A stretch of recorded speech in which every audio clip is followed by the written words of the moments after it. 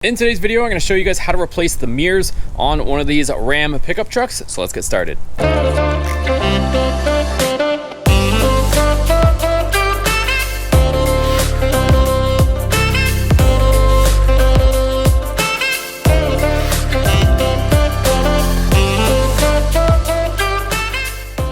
Alright, so welcome back to today's video, guys. So we're going to be replacing the mirrors on this Ram pickup truck. So if you guys have been following along with my build, this truck is a super base model and it has no power mirrors, no heated mirrors, no anything in the mirrors. And it also has this damaged corner right here. So I'm gonna be replacing them. A buddy and subscriber of the channel ended up having these mirrors. They're power and they're heated.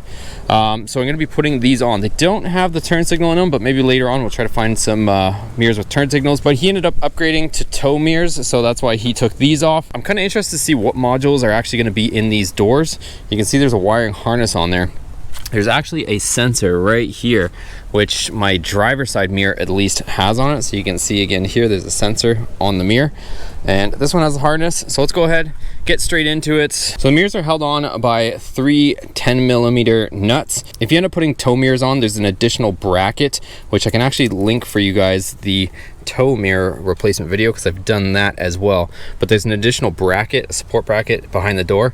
Either way though, you're gonna have to take off the door panel to get to the wiring harness, unfortunately. Even though you can get to the bolts for the mirror, the wire harness can be tucked in and plugged into the module down below. So I highly doubt you have crank windows, but if you do, you gotta pop out this little clip from behind, and then the handle will come off like that. Next up, behind the handle is gonna be a Phillips screw right there, so I'll remove that. This right here is just held on by speed clips, so that pops out of there and exposes most of your 10mm nuts, so 1, 2, 3, but like I said, you got this wire running down into the door, unfortunately, that we gotta take off at least the driver's side panel. And then around the perimeter of the door, you're gonna see these T20 Torx. They're essentially just a push pin, but if you use a T20 Torx, you can unscrew the center of it enough to where you can pop the whole push pin out. See, it says a push pin, but you can unscrew it that way, and then you can pull it out like you see me doing right there. So there's the two pieces of the push pin. Do it all the way around the outside of the door. So push pins are all out from the perimeter of the door. Next, we're gonna pop out this trim piece. And essentially this is gonna lift up and off the door like so. Just be careful for your lock. Okay, so door panel is off, and here's behind the door. So it doesn't appear that there's a module. You can see where it would screw into right here. So this complete door wiring harness can be a lot different than a power door. So it looks like I'm gonna need the harness, the module, all that stuff. So this is the 2-wire connection coming from our mirror, but obviously the one that goes into the module has a lot more wires.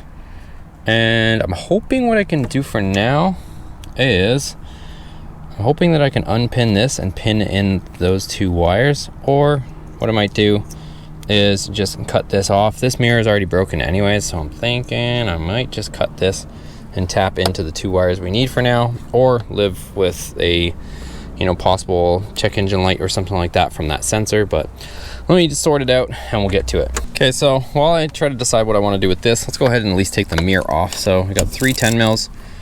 We'll remove these and take our mirror off.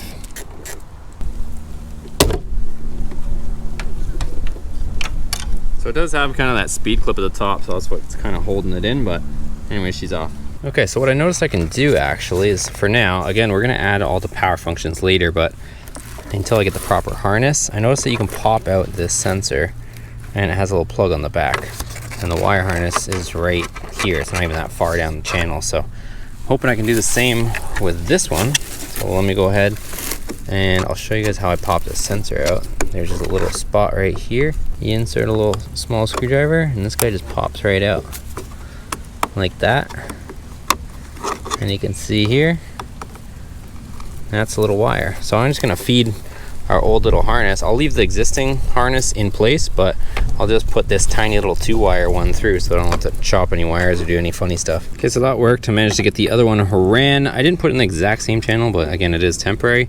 So it's through. I'm gonna plug it into the same sensor, and then we should be good to go. There we go. I'm gonna tuck this pigtail off to the side for when we get to the module stuff later, and I'll put this back in. So we'll feed our wires back through. Again, I didn't plan on having 2 wire harnesses, but until I get the modules and all that good stuff, it's gonna have to be like this for now. Pop that in there. That speed clip does kind of hold it while you're screwing or putting your nuts on, but I don't know that I fully trust it. So there you go. I'll go ahead and tighten these down. Okay, so our sensor's plugged back in. I just put the actual powered mirror harness off to the side. Again, we'll do that in a future video once I go to a junkyard and get all the modules and all that good stuff.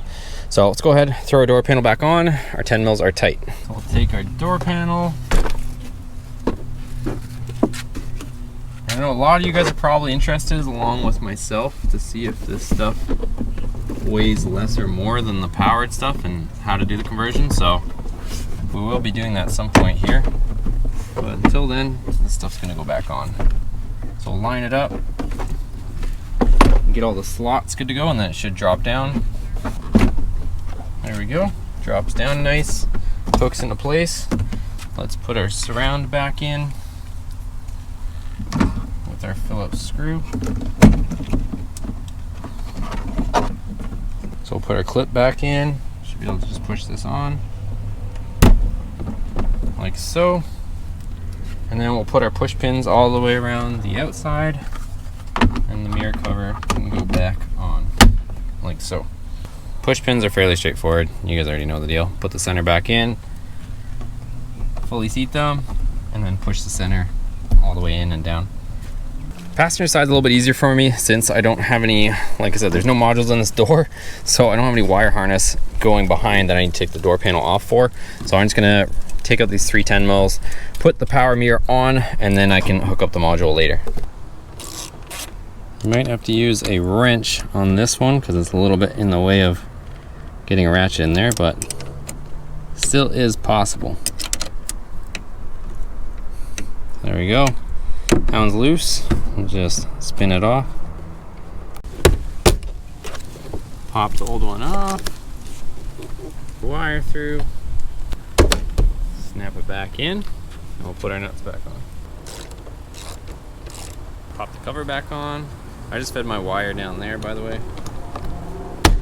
That's it. All right, so that's a wrap for the video, you guys. That's how you swap out the mirrors. It really depends if you have manual mirrors or power mirrors. But if you have power, you're gonna have to take the door panels off, as you saw. If you have manual ones, you might just have to take off the driver door panel for that one sensor wire. But if you guys are interested in more stuff like this, I will be posting an update video here soon once I get all the components to convert everything to power and actually plug those modules in and get everything working. So check out this channel and our main channel as well. Subscribe if you're interested, and we'll catch you guys on the next video. If you found this helpful or informative, make sure you give it a thumbs up for me, and we'll see you guys on the next video.